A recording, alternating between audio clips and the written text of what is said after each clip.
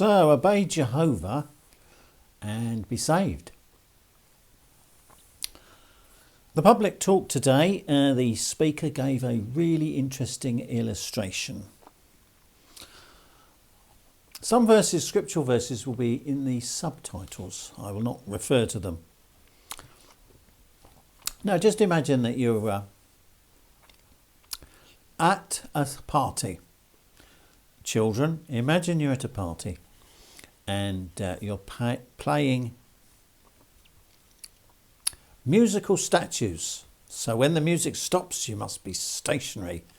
And if you blink your eye or start to smirk or you're still moving when the music stops, you're out of the game.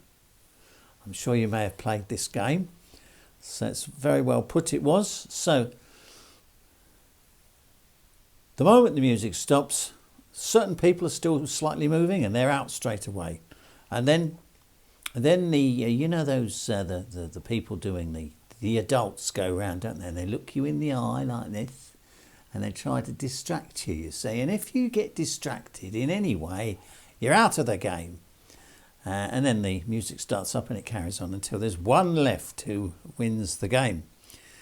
Now he said there's a secret.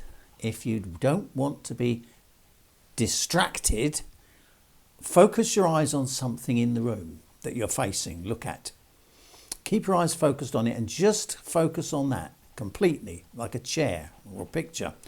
And when the adult comes round and does this and smirks at you, you won't be distracted.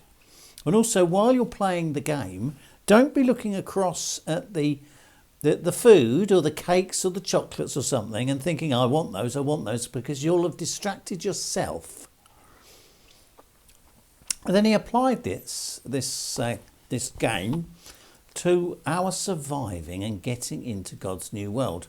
Because we know that something is coming soon. It's called Armageddon, the end of the world or the day of judgment. It's only mentioned once in the Bible, in Revelation 16, verse 16.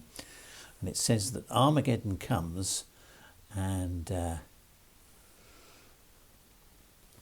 what's the situation for Christians? How is it going to be for them?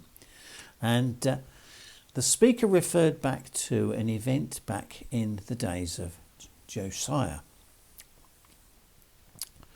And he said, and he got everybody to turn to 2 Chronicles chapter 20. And what happened was the nation of Israel, the two-tribe kingdom, was threatened with a huge crowd, a massive army of 3 different nations. They'd come to annihilate them, and there was no way they could escape.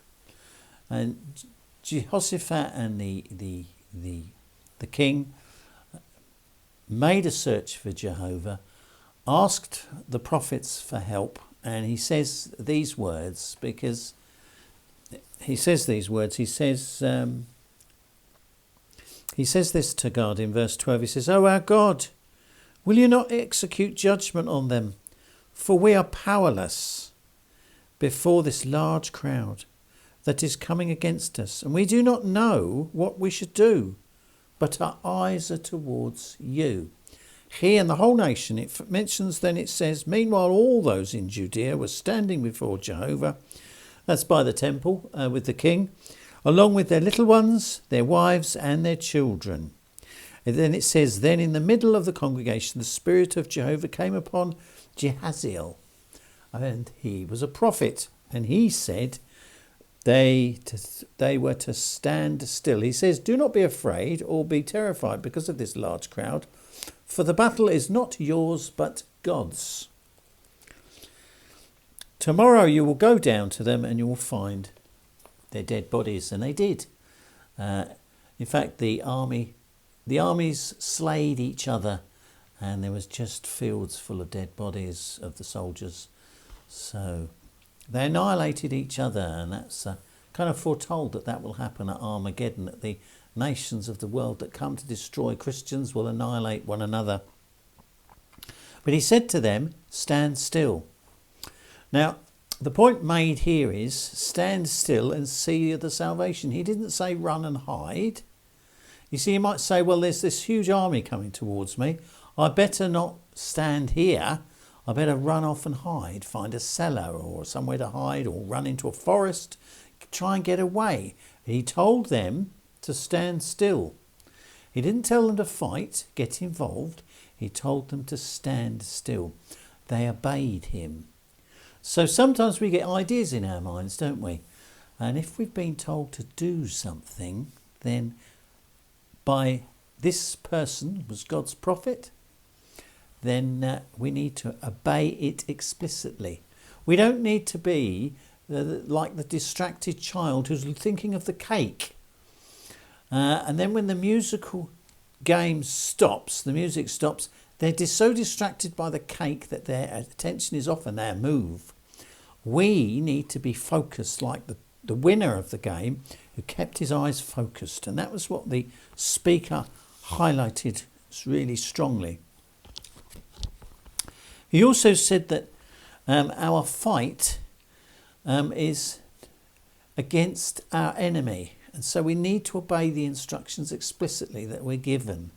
And the enemy is mentioned in Revelation chapter 12, verses 9 and 10. And he's Satan. He says, Satan has been cast down to the earth knowing he has a short period of time. And it says, woe for the earth. Hence the conditions. That's woe is during the last days of this wicked world, controlled or manipulated by Satan. So we need to be fully obedient. And Satan has the greatest ability to seduce us, to deceive us, to distract us. Look at all the things that we can be distracted with today. We need to be focused. And what do we need to be focused on as Christians?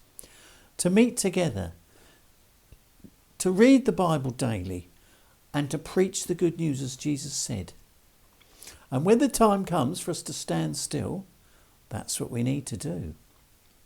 As a complete body. Did you notice that nation? It was the king, and all of them stood still. They all stood, including the wives and the little ones. And that's what we need to do. So I thought it was a really good talk and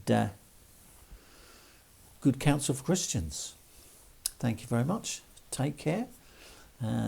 There's likely to be another abbreviated talk based upon the talk at the Kingdom Hall again. Thank you very much. Take care.